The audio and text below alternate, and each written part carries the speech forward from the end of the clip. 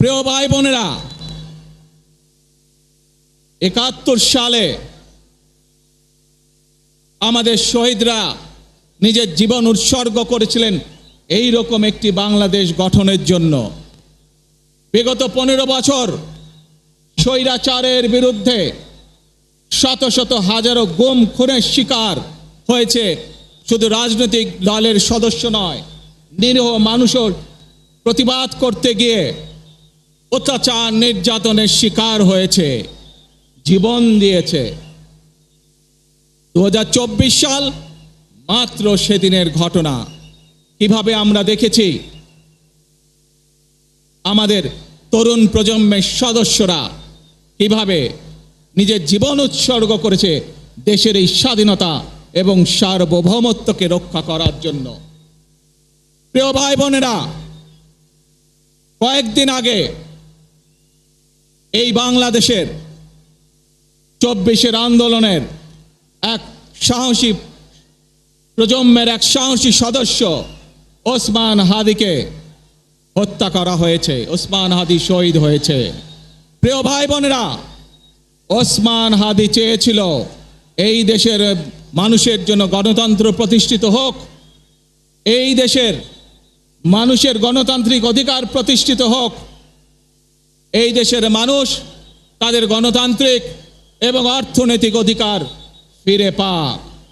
আজ 24-এর আন্দোলনে যারা শহীদ হয়েছেন, ওসমান হাদি সহ ৭১-এ যারা শহীদ হয়েছেন, বিগত স্বৈরাচারের সময় বিভিন্নভাবে খুন গুমের শিকার হয়েছেন, এই মানুষগুলোর রক্তের ঋণ যদি শোধ করতে হয়, আসুন আমরা আমাদের সেই প্রত্যাশিত বাংলাদেশ গড়ে তুলব, যেখানে আমরা সকলে মিলে কাজ করব, যেখানে আমরা সকলে মিলে আমাদের প্রত্যাশিত বাংলাদেশকে গড়ে তুলব।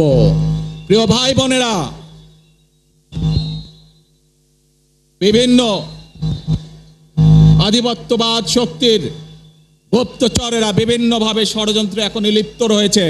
আমাদেরকে ধৈর্যশীল হতে হবে, আমাদেরকে ধৈর্য ধারণ করতে হবে।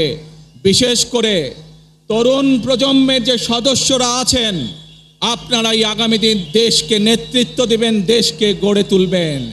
এই দায়িত্ব তরুণ প্রজন্মের সদস্যদেরকে আজ গ্রহণ করতে হবে, যাতে করে এই দেশকে আমরা সুন্দরভাবে গড়ে তুলতে পারি।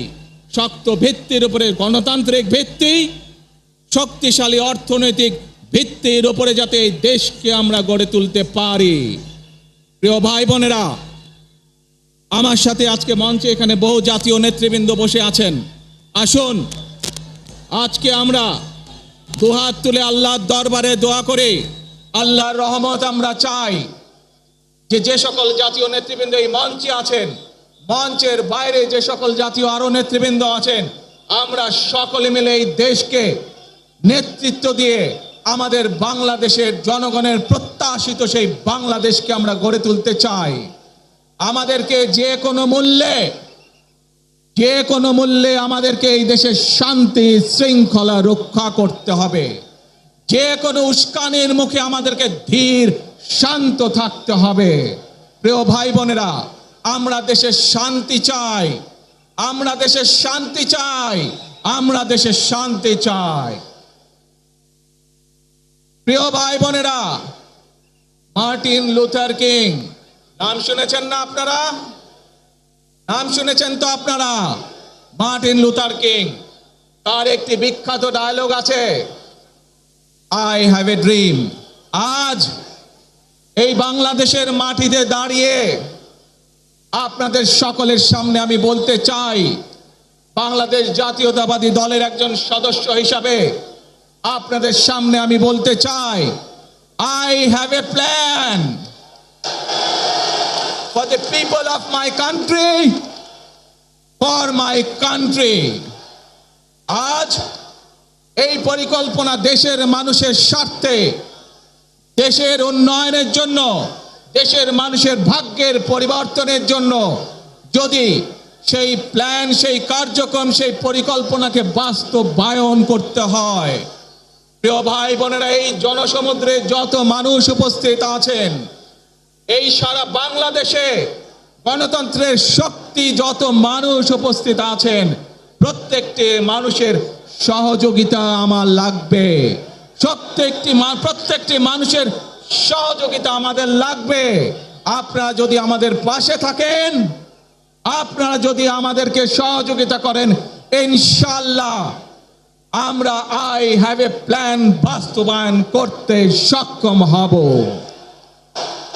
আসুন আমরা আল্লাহ রব্বুল আলামিনের দরবারে হাত তুলে প্রার্থনা করি, আমরা জানো হে রব্বুল আলামিন, হে একমাত্র মালিক, হে একমাত্র পরওয়ারদিগার, হে একমাত্র রহমত দানকারী, হে একমাত্র সাহায্যকারী। আজ আপনি যদি আমাদেরকে রহমত দেন, তাহলে আমরা এই দেশের মানুষ কঠোর পরিশ্রম করার মাধ্যমে আমাদের প্রত্যাশিত বাংলাদেশকে গড়ে তুলতে পারবো। আজ যদি আল্লাহর রহমত এই দেশ এবং এই দেশের মানুষের পক্ষে থাকে, আল্লাহর সাহায্য, আল্লাহর দয়া এই দেশের মানুষের উপরে, এই দেশের উপরে থাকে, ইনশাআল্লাহ আমরা আমাদের প্রত্যাশিত বাংলাদেশ গড়ে তুলতে সক্ষম হব। প্রিয় ভাই বোনেরা, আজ আসুন আমরা সকলে মিলে